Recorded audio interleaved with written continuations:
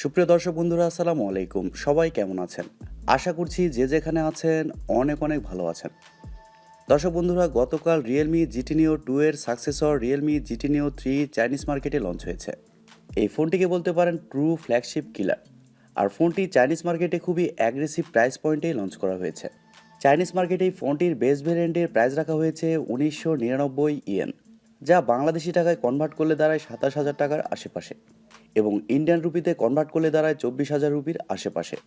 ফোনটির হাইলাইটেড বিষয় নিয়ে যদি আমরা কথা বলি, তাহলে এই ফোনে থাকছে MediaTek Dimensity 8100 চিপসেট এবং এছাড়াও থাকছে 50 মেগাপিক্সেলের ওআইএস যুক্ত ক্যামেরা। আরও থাকছে 150 ওয়াটের সুপারফাস্ট চার্জার। সো সব কিছু মিলেই ফোনটি আসলে কেমন হবে? আর ফোনটি যেহেতু চাইনিজ মার্কেটে অলরেডি লঞ্চ হয়েছে, সেহেতু এই ফোনটি আমরা বাংলাদেশ এবং ইন্ডিয়ান মার্কেটে কবে পাবো, আর এর দামই বা কেমন হতে পারে? এই সবগুলো প্রশ্নের উত্তর থাকবে আজকের এই ভিডিওতে। আশা করি পুরো ভিডিও জুড়ে সাথেই থাকবেন।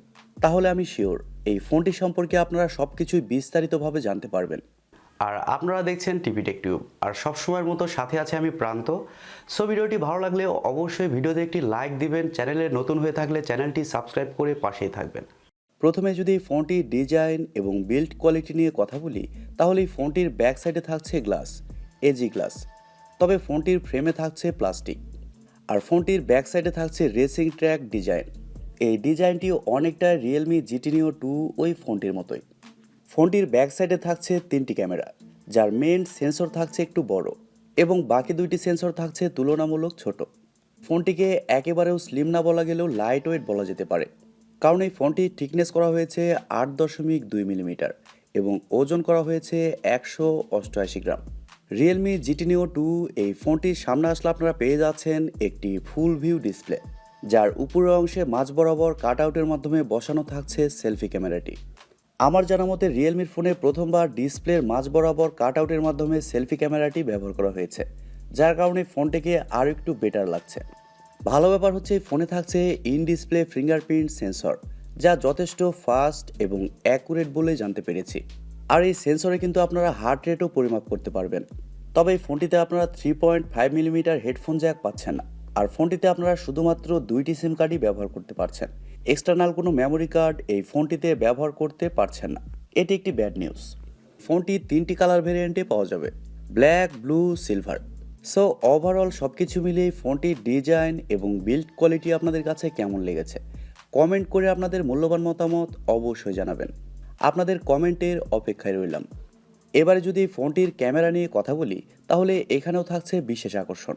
ফোনটির ব্যাক সাইডে থাকছে 3টি ক্যামেরা, যার মেন সেন্সর হিসেবে থাকছে 50 মেগাপিক্সেলের একটি ওয়াইড সেন্সর, যা 1.9 অ্যাপারচার। আর এই সেন্সরে আপনারা ওআইএস পেয়ে যাচ্ছেন, মানে অপটিক্যাল ইমেজ স্টেবিলাইজেশন। আর এর কারণে আপনি যখন ভিডিও শ্যুট করবেন, তখন যদি আপনার হাত একটু নড়েও যায়, সেক্ষেত্রেও ভিডিওতে সেঁকে ভাবটা আসবে না। ভিডিও কোয়ালিটি অনেকটা স্টেবল রাখবে।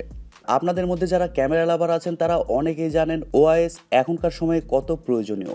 ফোনটিতে সেকেন্ড সেন্সর হিসেবে থাকছে 8 মেগাপিক্সেলের একটি আলট্রা ওয়াইড সেন্সর, যা 120 ডিগ্রি এরিয়া পর্যন্ত কভার করতে পারবে এবং সবশেষে থাকছে 2 মেগাপিক্সেলের একটি ম্যাক্রো সেন্সর। তবে ভালো ব্যাপার হচ্ছে ফোনটির ব্যাক ক্যামেরা দিয়ে আপনারা সর্বোচ্চ 4K-তে 60 FPS পর্যন্ত শ্যুট করতে পারছেন এবং 1080pতেও 60 FPS পর্যন্ত শ্যুট করতে পারছেন। ফোনটিতে সেলফি ক্যামেরা হিসেবে থাকছে 16 মেগাপিক্সেলের একটি ওয়াইড সেন্সর, যা 2.5 অ্যাপারচার। তবে সেলফি ক্যামেরা দিয়ে আপনারা শুধুমাত্র 1080pতে 30 FPS শ্যুট করতে পারছেন। সেলফিতে কিন্তু 4K অপশানটা থাকছে না।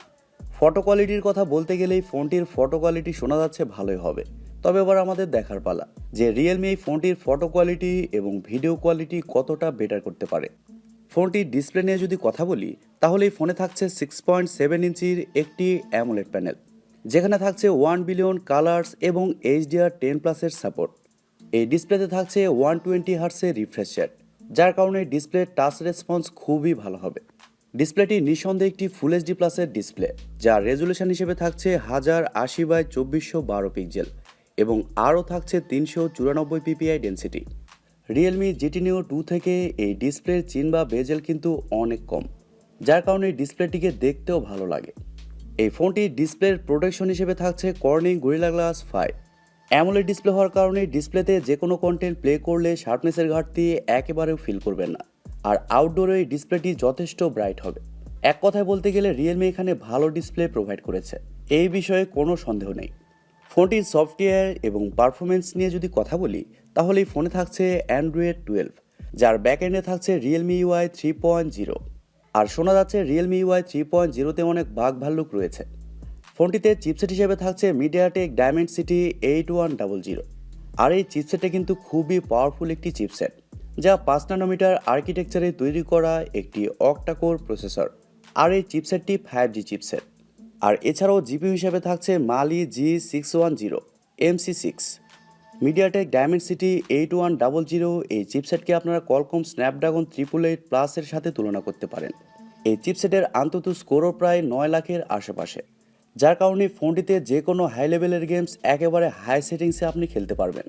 গেমস খেলার সময় কোনো ধরনের ল্যাগ বা ফ্রেম ড্রপ লক্ষ্য করবেন না। ফোনটিতে লং টাইম গেমস খেললেও ফোনটি খুব বেশি গরম হবে না। মিডিয়াটেকের চিপসেটের কিন্তু ভালো রিপুটেশন তৈরি হচ্ছে। মিডিয়াটেক ভালো কাজ করছে আর কি। অনেকাংশে তারা কলকমকে পিছনে ফেলেছে। ফোনটি 3টি ভেরিয়েন্টে আসতে পারে: 6GB র্যাম, 128GB রোম এবং 8GB র্যাম, 128GB রোম, এবং সবশেষে থাকছে 12GB র্যাম, 256GB রোম, যার স্টোরেজ টাইপ হিসেবে থাকছে UFS 3.1 এবং র্যাম টাইপ হিসেবে থাকছে LPDDR5X। তার মানে বুঝতেই পারছেন এই ফোনটির রিড অ্যান্ড রাইট স্পিড কতটা বেটার হবে। ফোনটিতে এছাড়াও থাকছে ওয়াইফাই, ব্লুটুথ, জিপিএস, এনএফসির মতো আরও অনেক ফিচার, এবং ইউএসবিতে থাকছে USB Type-C 2.0। এবার যদি এই ফোনটির ব্যাটারি এবং চার্জার নিয়ে কথা বলি, তাহলে এই ফোনটি 2টি ব্যাটারি ভেরিয়েন্টে আসছে।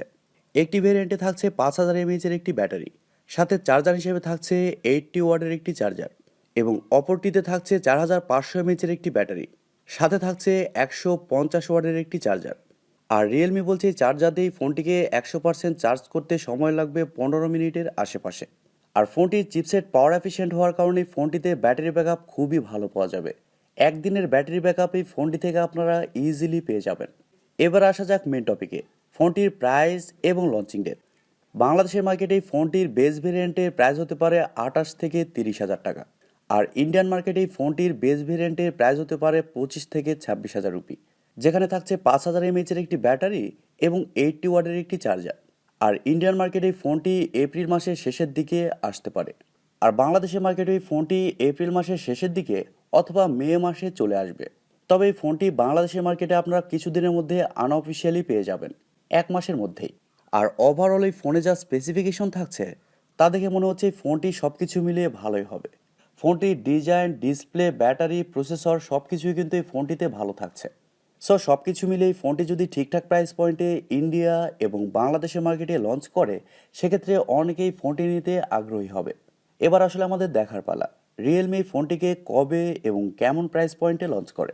সো দর্শক বন্ধুরা, এই ছিল আজকের ভিডিওটি আপনাদের কাছে কেমন লেগেছে কমেন্ট করে অবশ্যই জানাবেন। আর ভিডিওটি যদি সত্যিই ভালো লেগে থাকে তাহলে টিপি টেক টিউব চ্যানেলটি সাবস্ক্রাইব করুন, ভিডিওতে একটি লাইক দিবেন, আর সব সময় আমাদের পরিবারের একজন হয়ে থাকবেন, কারণ আপনাদের সাপোর্ট এবং ভালোবাসার সব সময় প্রয়োজন। সো আজকের মতো এই পর্যন্তই, দেখা হবে পরবর্তী কোনো ভিডিওতে।